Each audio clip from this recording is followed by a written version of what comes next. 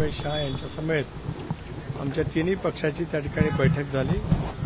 आदरणीय देवेंद्रजींनी सांगितल्याप्रमाणे जवळपास 80% काम आमचं पूर्णपणाने संपलेलं आहे। आज किंवा उद्या दिल्लीमध्ये बैठक होऊन या संदर्भातला अंतिम निर्णय त्या ठिकाणी होईल। जे काही चर्चा होते ती अतिशय सन्मानपूर्वक होते आहे आणि भारतीय जनता पक्षाने शिवसेना असेल, राष्ट्रवादी काँग्रेस पक्ष असेल, आमचे अन्य घटक पक्ष आहेत, या सर्वांना सन्मानपूर्वक सोबत घेत या निवडणुकीला सामोरं जाण्याचं निश्चित केलेलं आहे। सर, अनेक जागांवर काही चर्चा होणार आहे का? सर, अनेक जागांवरती जे आहे तिढा कायम आहे।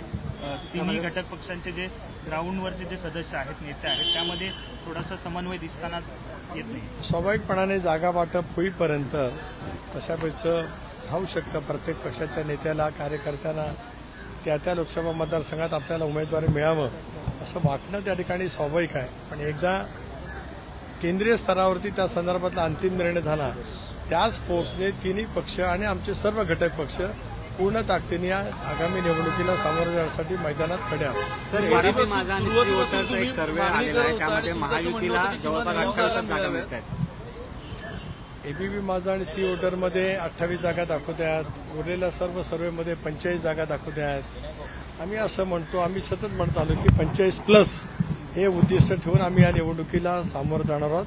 मला विश्वास आहे की आता महाविकास आघाडीचा प्रचाराचा एक टप्पा झाल्यासारखं दिसत आहे, महायुतीचा आमचा सुरू होणार आहे। पण आम्ही ज्या पद्धतीने सुरू करू त्यावेळेला ते सगळं अतिशय उत्तम पद्धतीने महाराष्ट्रामध्ये चित्र उभं राहिलेलं पाहायला मिळेल।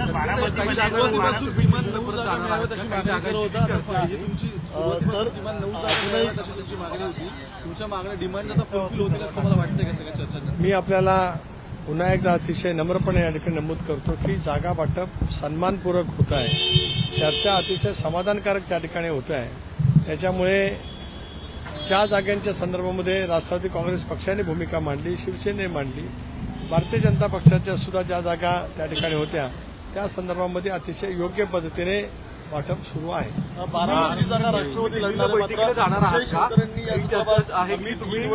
आहे असं म्हटलंय। विजय शिवतारेंना ज्यांना ज्या ठिकाणी लढायचं असेल त्याने लढावं।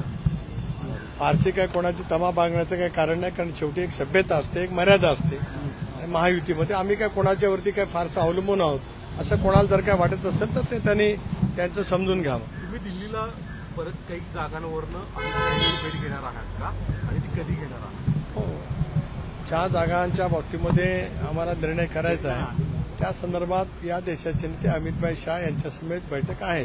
ती कदाचित आज किंवा उद्या त्या ठिकाणी होणं अपेक्षित आहे, कारण आज आचारसंहिता जाहीर होईल। स्वाभाविकपणाने तशा संदर्भातला निर्णय आता लवकरच 1-2 दिवसामध्ये त्या ठिकाणी अपेक्षित है। सरकार साहब, दिल्ली में कब जाने वाले हैं, क्या अभी स्थिति है महायुति में गठबंधन की? जैसे कि मैंने बताया कि 80% हमारे सीटों का बंटवारे के लिए हमारी चर्चा वहाँ पे हो रही है, वो भी है। आने वाले दिनों में शायद आज, कल या परसों 2 दिनों में हम वहाँ पर जाके बैठेंगे। महायुति के गठबंधन में सीटों का बंटवारा सम्मानपूर्वक वहाँ पे होने जा रहा है। मैं ताकत से उम्मीद से यहाँ पे कहना चाहता हूँ, जब हमारा बंटवारा हो जाएगा, घोषित हो जाएगा, 45+ ये उद्देश्य सामने लेकर महायुति इस चुनाव के लिए सामने जाएगी। बीजेपी ने कुछ जगह पर जहाँ जिनकी सीटें, जहाँ उनके उम्मीदवार में कोई गतिरोध नहीं है, सीटें जारी की 20 सीटें। क्या आपकी पार्टी भी जहाँ पर डिस्प्यूट नहीं है उन जगहों की लिस्ट जारी करेगी? कब तक आपकी लिस्ट आएगी? देखिए, आज और कल 2 दिन के लिए हम राह देख रहे हैं। मुझे लगता है आप भी राह देखिए, सब जो होने वाला है अच्छा ही होने वाला है। पूरी ताकत से महायुति, इंडिया के गठबंधन, अलायंस आने वाले लोकसभा के चुनाव के लिए सज्ज है। तटकरे साहब, राहुल गांधी असं की माणसाची मनस्थिती बिघडल्याच्या नंतर किती पराकुटीच्या निंदनीय वक्तव्य केलं जातं हे याचं उत्तम उदाहरण आहे। तटकरे साहब, राहुल गांधी झालेला शारीरिक व्यथा, इजा म्हणजे आजार हा शेवटी प्रत्येकाचा शरीर धर्म तो त्या ठिकाणी आहे, पण माणसाची मनस्थिती ढासळली गेली की मग कशा पद्धतीची वक्तव्य येतात त्याचं उत्तम उदाहरण म्हणजे विजय शिवतारे आहे। धन्यवाद।